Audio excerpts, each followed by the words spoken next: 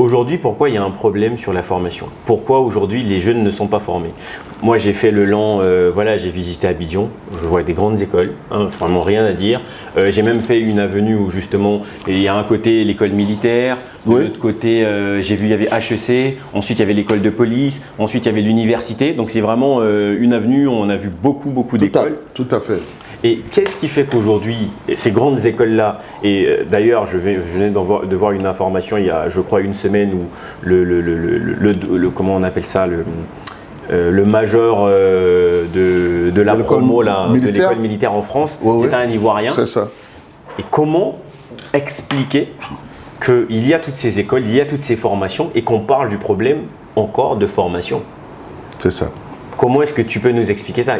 Où est le déficit? Est-ce que finalement c'est simplement parce qu'on forme que des bureaucrates et pas de techniciens? Enfin moi c'est vraiment les questions que je me pose. C'est pour ça qu'on voit ce problème de formation. Est-ce que toi tu as une réponse par rapport à ça?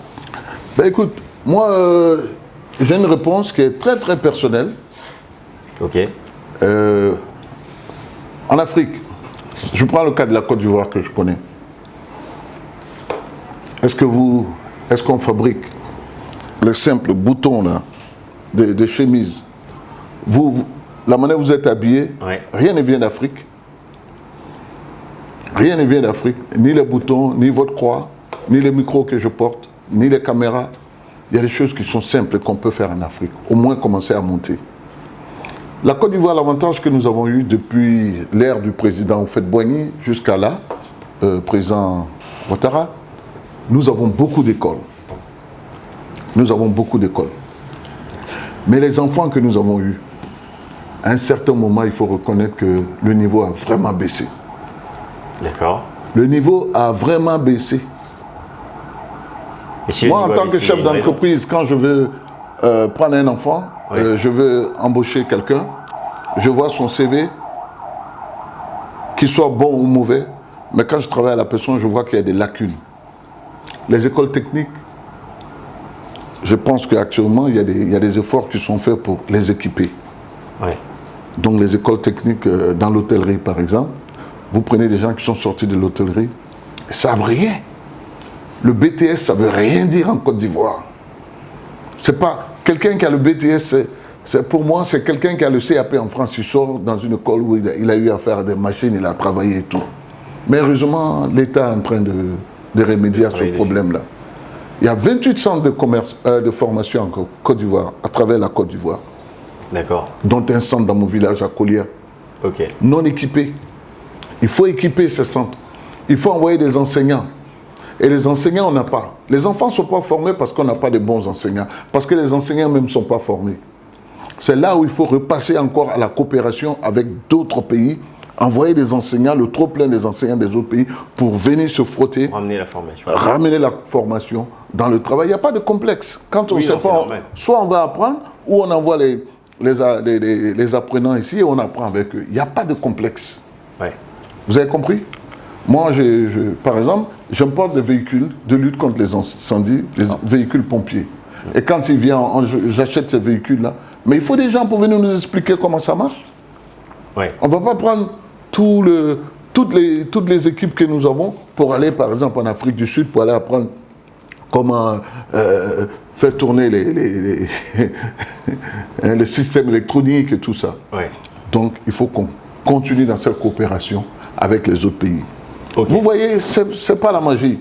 Et puis maintenant, il y a la volonté politique. Qu'est-ce que nous recherchons? Est-ce que nous recherchons des gens dans les connaissances sociales?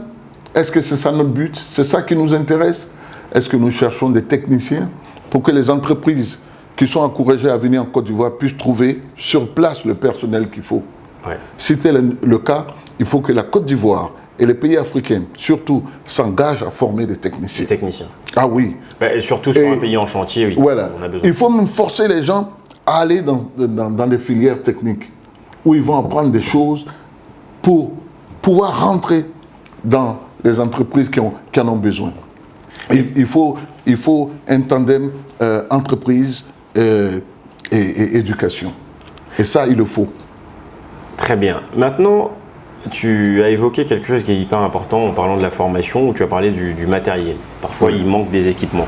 Donc aujourd'hui, il y a une responsabilité quand même sur la partie équipement, mais je ne dirais pas que, parce que l'autre partie en tout cas, de tous les étudiants ivoiriens qui finalement vont à l'étranger pour aller étudier, qui apprennent des choses, qui ne rentrent pas, ça aussi, ça cause un problème, parce que finalement, si on se dit, comme tu l'as bien décrit, c'est soit on appelle des gens de l'extérieur pour venir nous enseigner, soit on prend des gens de chez nous, on les envoie pour aller apprendre, mais finalement ceux qu'on envoie pour aller apprendre, lorsqu'ils ne reviennent pas, finalement on ne fait que perdre dans cette solution-là. Est-ce qu'aujourd'hui il vaudrait mieux faire, donc je pense que c'est Mao qui le faisait en Chine, il avait fait venir des techniciens, et il a mis des apprenants chinois qui ont appris toutes les technologies, qui derrière ont créé.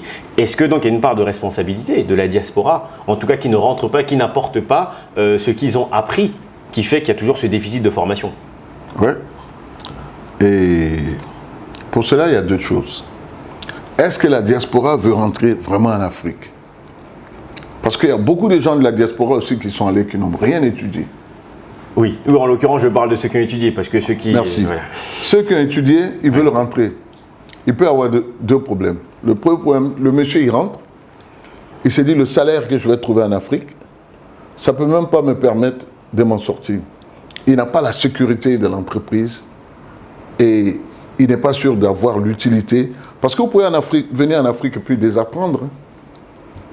D'accord. Quand vous avez fait des études dans le nucléaire, je ne sais pas, à Paris, ouais, ou aux États-Unis, dans le Michigan, je ne sais pas, et que vous venez en Côte d'Ivoire, vous allez désapprendre.